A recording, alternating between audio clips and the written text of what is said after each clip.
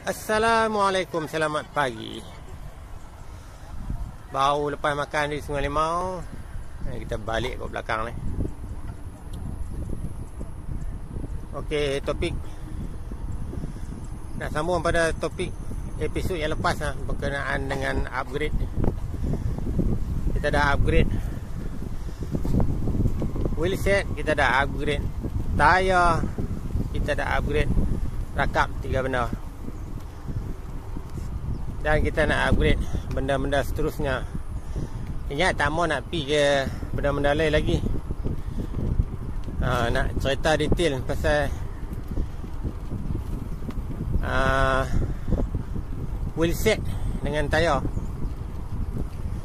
Lepas-lepas ni baru kita pergi perkara seterusnya. Ini ada berapa biji tak bilang pun, 6 biji, 7 biji.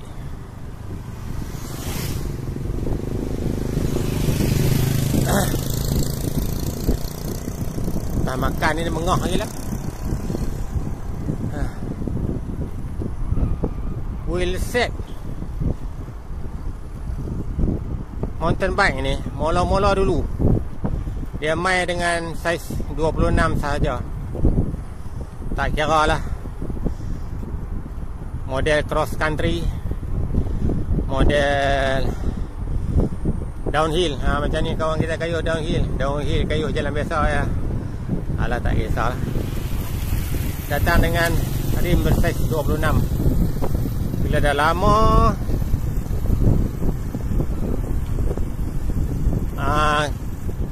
pengelang ni mengeluarkan pula dengan saiz 29. Sekitar 3 ke 4 tahun saiz 29 kurang mendapat sambutan kerana agak berat lah. Saiz 29 ni dia cuba ikut rim saiz rim 700C, rim road bike kayak racing tu. 700C ni kalau tak silap dia macam spek Eropah. Manakala 29 ni dalam inci, 700C mungkin dalam sentimeter ke mm ke, tak pasti je. Jadi dia buat rim 29, boleh masuk tayar road bike dekat rim 29. Setelah 3 ke 4 tahun macam tu kurang mendapat sambutan, maka pengelang ini cari jalan pertengahan antaranya, buatlah rim 27 inci setengah. Maka kekal lah 27 inci setengah sampai sekarang. Antara rim 3 tu 26, 27 setengah dan 29, 27 setengah paling ramai orang pakai. Tak kaya ha?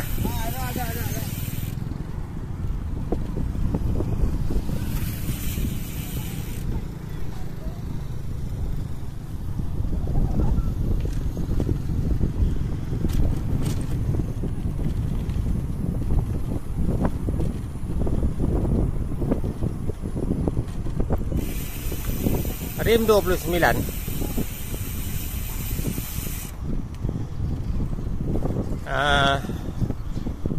mengikut pengalaman saya sendiri dan kita ambil feedback daripada kawan-kawan, berbanding rim 27 inci setengah,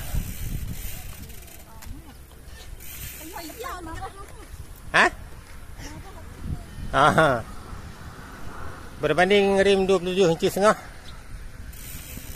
rim 29 besar tentulah lebih berat. Berat dari segi timbangan, dari segi kayuhan pun lebih berat. Nak banding dengan road bike tak boleh, sebab road bike tayar sangat kecil. Dengan saiz 700 kali 23C, kelebaran tu 23, 25, 28, 32. Tapi rata-rata pakai 25. kita kalau rim 29 boleh tak masuk tayar road bike ke rim 29? Jawab dia boleh. Tapi bukan boleh seluruhnya boleh tu tak. Maksudnya kalau nak pasang, kita beli tayar 700C, carilah ukuran yang bersesuaian dengan rim. Sebab rim mountain bike 29 ni lebih lebar berbanding rim road bike, lebih sempit. Jadi belilah 700 kali 35C dan ke atas. Jangan pasang 725. Tak disyorkan.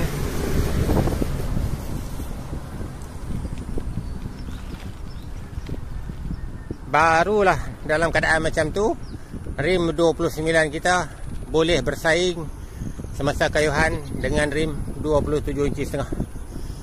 Kalau kita pakai rim 29, pakai tayar yang ukuran lebak yang sama dengan 27 inci setengah, umpamanya kelebaran 195, 2.0, 2.1, 2.2, memang berat lah. Tanyalah kawan-kawan yang biasa kayu.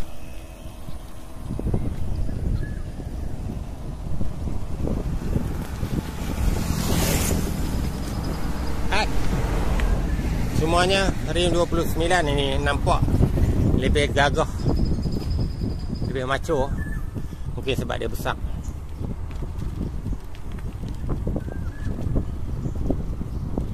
Manakala rim 26 dia gerek-gerek lama datang dengan saiz 26. Keluaran baru hampir tak ada. Kalau ada pun stok lama-lama.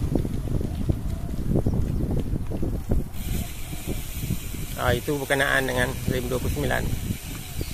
Manakala gerek yang lama-lama, kita ada gerek lama-lama atau kita beli second hand datang dengan saiz 26, itu pun orang tak pakai dah.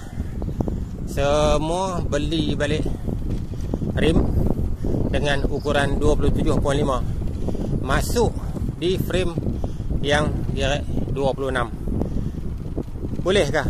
Jawab dia boleh, dengan syarat tayar yang akan kita pasang dengan saiz 275 di frame 26 itu mestilah jangan lebih lebar daripada saiz 2.0. 2.1 saya bisa try, tapi tersangat sikit belakang tu dia nak kena frame atas tu.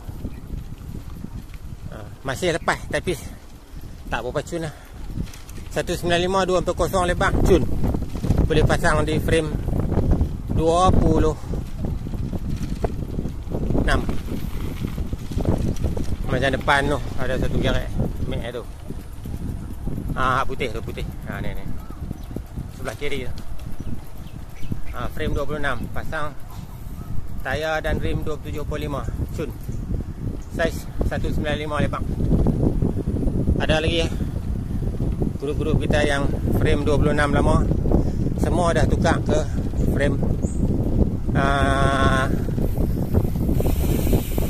wheelset 27.5. Itulah cerita serupa sikit berkenaan dengan wheelset dan tayar. Okey, 3 jenis saiz rim ini masing-masing ada karakter masing-masing.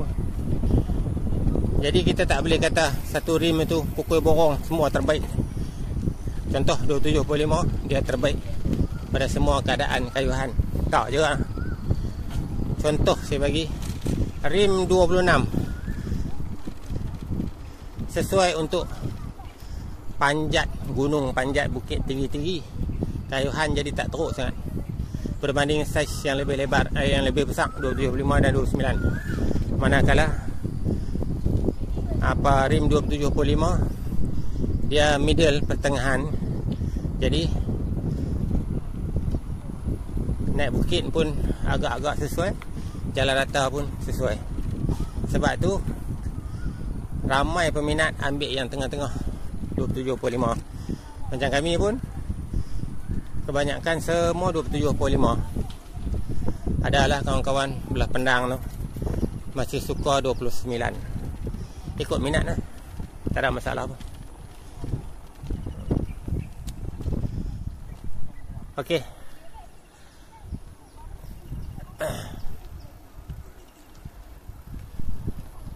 Ni dia tak singgah sini Sat. Okey, turun bawah, turun bawah.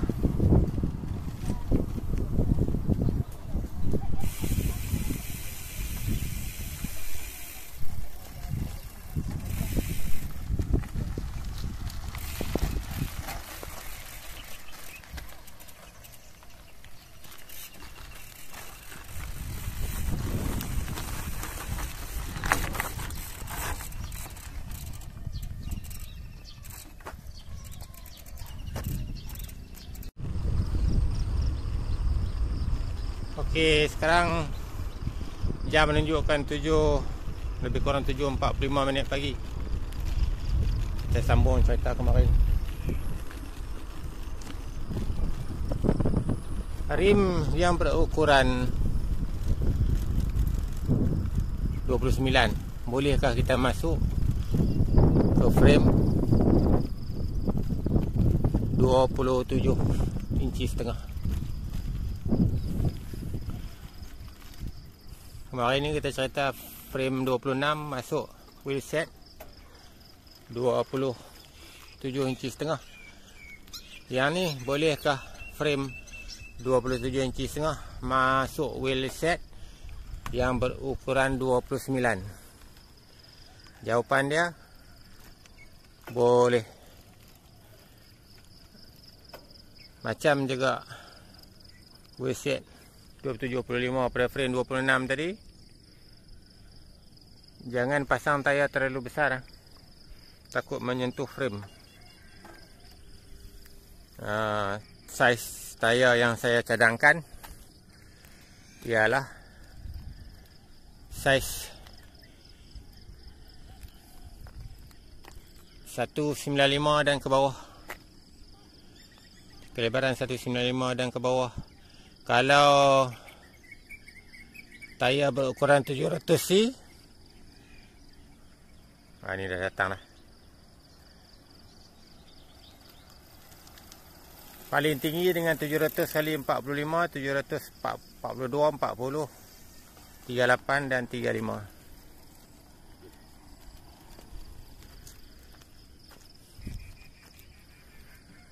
Pagi ni macam kemarin juga, mereka nak pergi Sungai Limau, nak tengok baju cycling, baju kayu gerek semua.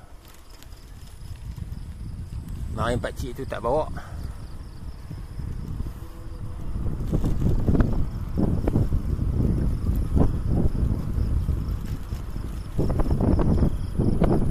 Wheel set ni, contoh basikal ni kan, ini basikal lain pula. Yang ni saya tak tukar, wheel set tak tukar, original factory. Dia tak ada bunyi ya, krek. Tak bunyi. Tapi dia datang dengan jumlah ranting 28. Bercakap tentang wheel set, teringat balik basikal entry level ni. Wheel set tu kadang-kadang kita beli, dia main dengan free wheel. Sprocket belakang tu datang dengan free wheel. Cakap Kedah Prewen lah, cakap orang utara Prewen. Ingat zaman duk budak dulu, oh hang pakai Prewen mampu Prewen mati yang pusing searah. Lepas tu tak tahu, tanya penjual sama ada basikal kita tu datang dengan kaset atau datang dengan free wheel. Kalau kaset tu kita cerita apa lah. Pada yang tahu tak apa, yang tak tahu kita berkongsi. Benda-benda mudah, tapi kalau tak tahu jadi kesukaran kalau nak beli basikal ke apa. Kaset dia ada slot untuk ditolak masuk. Manakala free wheel dia pakai trip boleh masuk.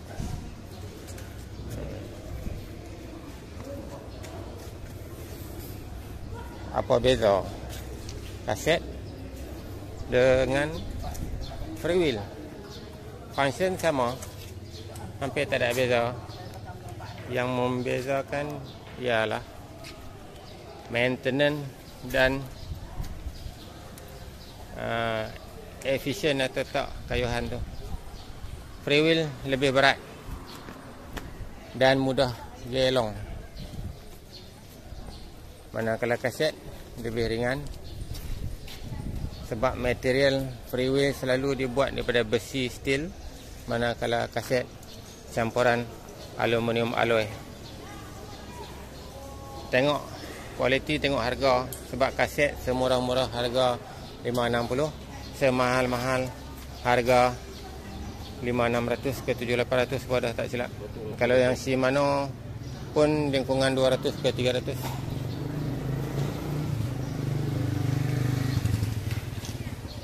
Jadi free wheel Prewen ni dalam dia pakai ball bearing macam pada video yang lepas. Bukan hub saja pakai ball bearing. Dalam tepi hub itu untuk slot untuk pulas dalam kaset itu memakai ball bearing. Sama juga dengan basikal-basikal standard yang datang dengan kaset juga, dalam bahagian kaset masih memakai ball bearing. Kecuali rim yang kita beli dengan harga sekitar 4,500, maka dia datang dengan 2 biji seal bearing depan dan 4 atau 5 biji seal bearing belakang. Bahagian kaset itu pun dah menggunakan seal bearing. Kami nak breakfast dulu, lagi kita sambung balik. Okey, wheel set tu, sebab tu saya terpaksa panjangkan video ni pas cerita tentang wheel set. Sebab banyak benda-benda yang terselindung yang kita tak perasan, benda tak nampak. Wheel set yang kita beli asing tu kebanyakan datang dengan seal bearing 2 biji di depan dan 4 biji, setengah-setengah datang dengan 5 biji seal bearing di belakang. Mana 2 biji di belakang tu, 2 biji kiri dan kanan, 2 biji. Lepas tu bahagian kaset dia ada 3 biji supaya kaset berjalan lebih lancar dan tak gelong. Macam gerek serius sekarang ni, dia rim ni datang dengan standard kilang, kaset dia gelong. Bila kita letak di stand gerek tu, kita kayuh bagi laju, kita lepas, kita boleh tengok kaset dia menari-nari. Tengok, memang tak seronok lah kan. Shifter pun bila kita tukar dia naik dan turun tak berapa smooth berbanding dengan wheel set yang kita beli dengan harga 4,500 tadi ni. Dia tak gelong langsung, kaset dia jalan cantik. Itulah nak kena faham lah. Bila kita keluar duit beratus-ratus ni, apa yang kita dapat. Sekarang dah faham dah kan.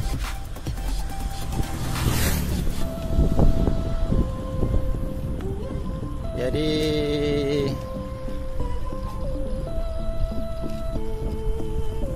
berbaloi sangatlah kita tukar wheel set ya, standard kilang dengan wheel set yang kita beli.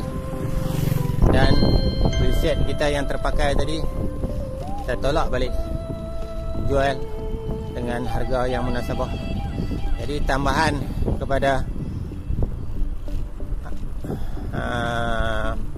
nak beli baru tu, kalau jual 200 contohnya, tambah lagi sekitar 200 lebih, dapat wheel set baru yang lebih ringan dan tapak keset yang tak menari-nari, cantik.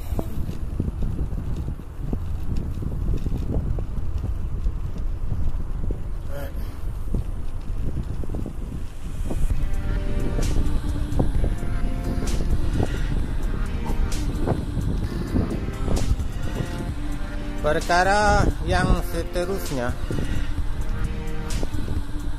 setelah takap yang ketiga, tayar wheel set yang pertama, tayar yang kedua, takap tempat pijak itu yang ketiga, yang keempat crank yang ada single chain ring, double chain ring, triple chain ring yang depan tu. Kalau datang dengan style lama, komponen besi dan belum menggunakan Holotech, mana teknologi holo yang berlubang tu, ada modal lebih, kita tukarlah ke teknologi Holotech 1 atau Holotech 2. Hampir tak banyak beza. Lebih ringan. Bahan diperbuat daripada aluminium alloy, berbanding model yang biasa-biasa tu besi. Berat. Kayuhan jadi berat. Benda yang melibatkan kayuhan, benda ni kita utamakan dulu. Sebab tu saya kata, mana kita nak dulukan yang penting. Benda yang melibatkan kayuhan. Soal berat dari sudut timbangan tu kita letak di belakang. Contoh, kita nak tukar handlebar dari alloy ke karbon. Dia tak ada apa-apa, cuma ringan daripada sudut timbangan. Apa lagi yang melibatkan kayuhan? Jockey wheel, apa panggil jockey wheel, atau RD belakang. RD belakang yang ada di bawah kaset kita tu ada 2 puli standard Shimano, datang dengan 11 T, 11 mata gigi atas dan bawah. Kita tukarlah yang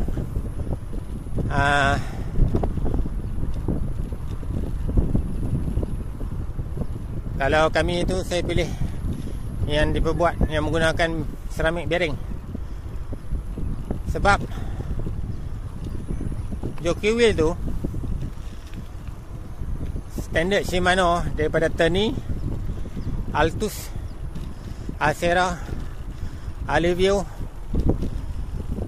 Diore, rata-rata datang dengan hub tanpa bearing. Jockey wheel tu puli 11 T2 tu dia tak ada bearing. Dia semata-mata lubang dan sat tengah.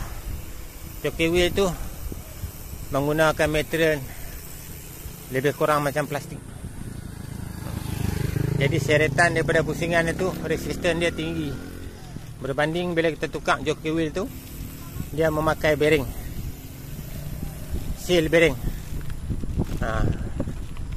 Alang-alang nak beli tu, belilah yang ceramik bearing. Ceramik bearing ini ketahanan dia kurang, tapi memang ringan. Jadi bahagian tu dia tak melibatkan tekanan yang tinggi. Berbanding kalau kita pakai ceramik bearing di wheel set, berat kita, tekanan tenaga kita, dia tak tahan lama. Kalau di jockey wheel dia hanya ikut macam tu saja. Jadi saya syorkan yang tu, belilah seal bearing sekitar RM30. ke RM50 bergantung kepada saiz yang akan kita beli. Daripada 11T beli, jangan beli yang 11T juga, belilah yang lebih, belilah yang mata gigi yang saya cadangkan 13T dan ke atas. Kalau 13T itu tengok kita pakai RD apa, jockey wheel apa. Kalau 13T untuk Altus, kita kena auto sikit bahagian RD tu, gaji dan lipat sikit. Dia tak ada space. Kalau kita pasang yang standard tu tak masuk je lah 11. Tapi bila pasang yang lebih besar, dia pusingan dia lebih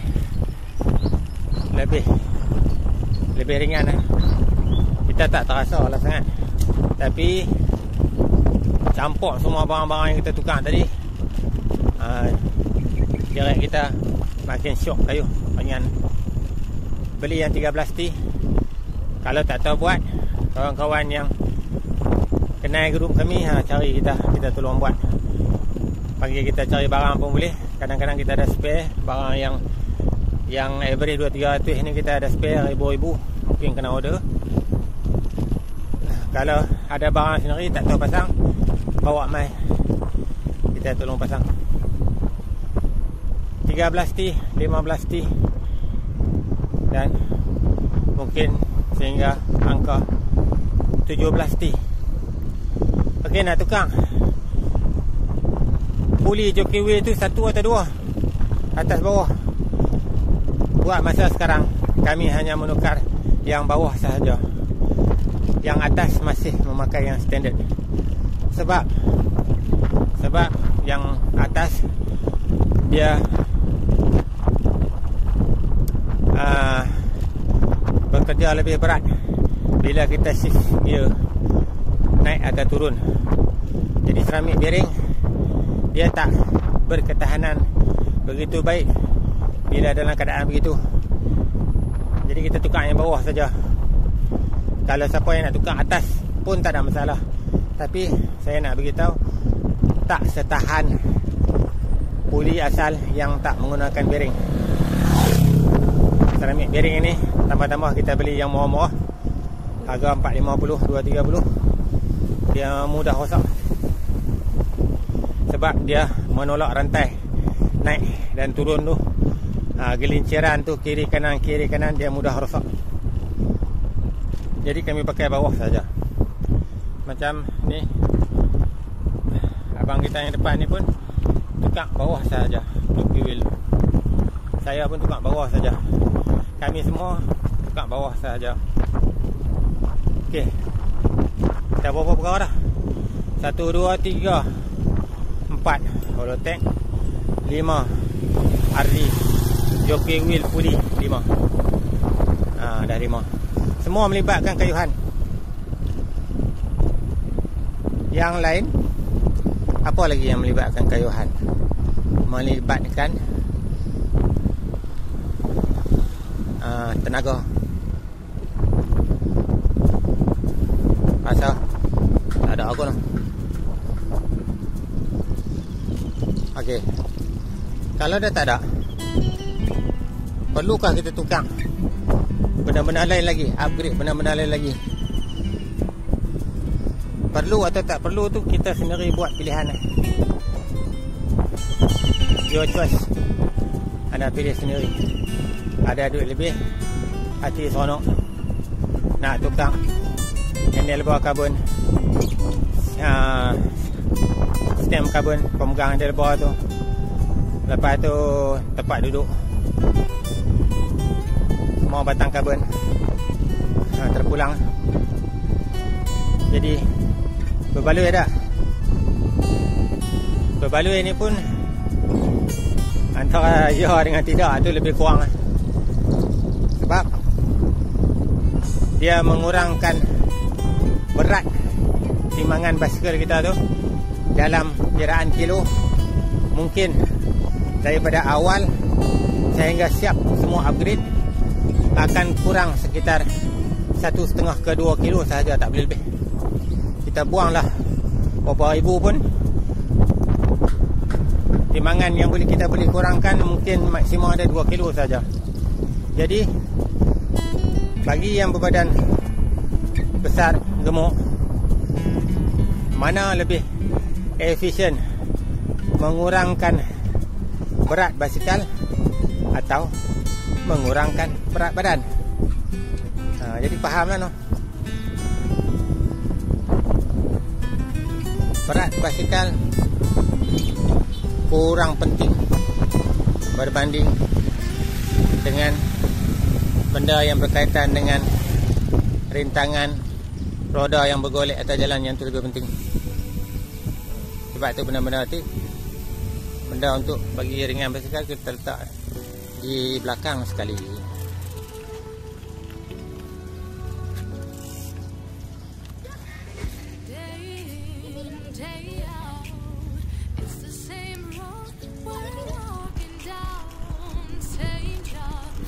Okay, kawan kita dah balik daripada balik ke Bukit Jambul. Berat basikal, berat badan. Okay, macam frame kita, frame kita main dengan aluminium alloy. Kebanyakan macam tu lah. Tentu lebih berat daripada frame karbon. Mana lebih baik, frame alloy dengan frame karbon? Body alloy, body karbon. Saya tak boleh bagi satu keputusan yang tepat. Hampir tepat tu boleh, sebab benda ni spesifik sangat tau. Macam saya kata tadi, berat basikal tu menyumbang tak banyak persen kepada momentum kayuhan kita, sama ada ringan laju tu. Sebaliknya yang penting sekali ialah berkenaan dengan benda yang melibatkan dengan tenaga bila kita mengayuh. Sebab tu kalau nak ringan, buat macam saya sebut pada video yang lepas. Tayar yang baik, rim yang elok, bagi ringan benda-benda tu. Frame, bila kita ada bajet lebih, bolehlah tukar ke frame karbon. Frame lama tu kita nak simpan atau nak jual balik. Lepas tu, mana baik antara keduanya? Frame karbon ada karakter dia, frame alloy ada kelebihan dia. Jadi satu tak lebih baik daripada satu yang lain. Ada masing-masing karakter. Frame karbon walau mahal, walau murah, kadang-kadang membimbangkan banyak pengguna yang menggunakan frame karbon. Sebab berbanding frame alloy, aluminium, frame karbon banyak berlaku fail, patah. Sama ada di bahagian-bahagian tertentu, belakang atau tengah. Kalaupun tak patah, dia akan dalam jangka masa panjang, mungkin setahun ke 2 tahun, atau sering-kadangnya 6 bulan, bahagian BB, bottom bracket, tempat duduk crankset, dia akan berbunyi. Ya. Duk cerita kat depan ni.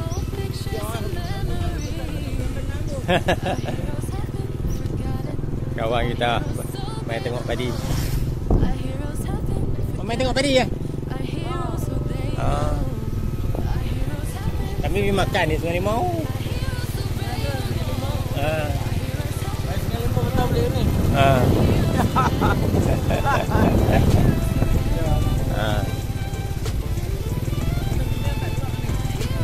Ini jauh-jauh. Kompak. Jauh lah. Kan? Dengan duduk saja pun semui. Tak ada income. Ni time PKP ni. Ni tak tahu kita nak jadi PKP apa tak daripada sembang. Lah PKPB. Kalau jadi PKP, hantar daerah pun tak boleh. Nak kayuh jom tak boleh. Nak buat macam mana? Tu.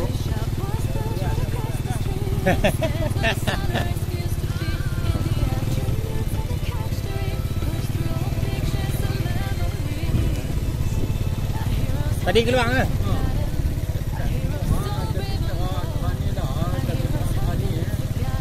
Tu kena rajin ulang pergi tengok. Ni dia tu kena bom kan.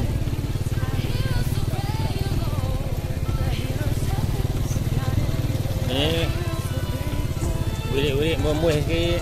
Tak simpang kan. Abang dia sikit kan. Makan agak-agak kan.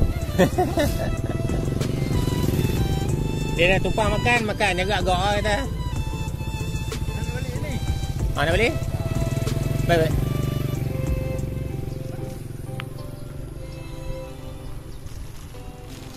Cabang tadi tahu nak tadi. Lupa habis dah. Frame carbon patah. Bottom bracket bunyi. Bila kita kayuh dengan agresif, kadang-kadang pungkok kita tu tak duduk atas kusen. Jadi berat badan kita 60 kilo, 70 kilo, 8 kilo dengan tenaga kita yang ada. Kita duduk banyak crankset tu kan. Jadi bottom bracket kita tu lama-lama dia goncang sedikit demi sedikit, dia mengeluarkan bunyi macam anak tikus lah. Apa semua ada dalam tu.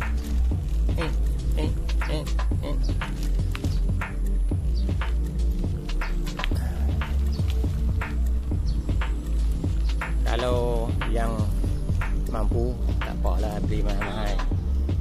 Tambah-tambah siapa beli yang yang lifetime warranty, frame garanti semua hidup, rosak minta tukang baru. Kalau kita beli yang biasa-biasa ni, frame garanti 1 tahun, 3 tahun, 5 tahun.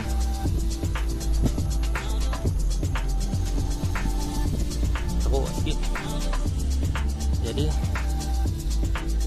pada kita yang kurang berkemampuan memadai lah, frame alloy sudah tak payah duduk pening-pening. Jarang dengar apa tah. Naik ukur ni.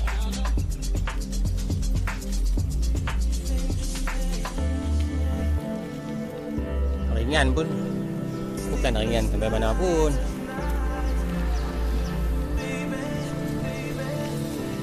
Derek yang datang dengan frame carbon mungkin sekitar adalah 11 kilo atau 12 kilo. Derek yang datang dengan frame alloy 14 kilo ke 15 kilo. Itu aja. Kita dah sampai balik kan. Okey. Masa sampai di sini, insya-Allah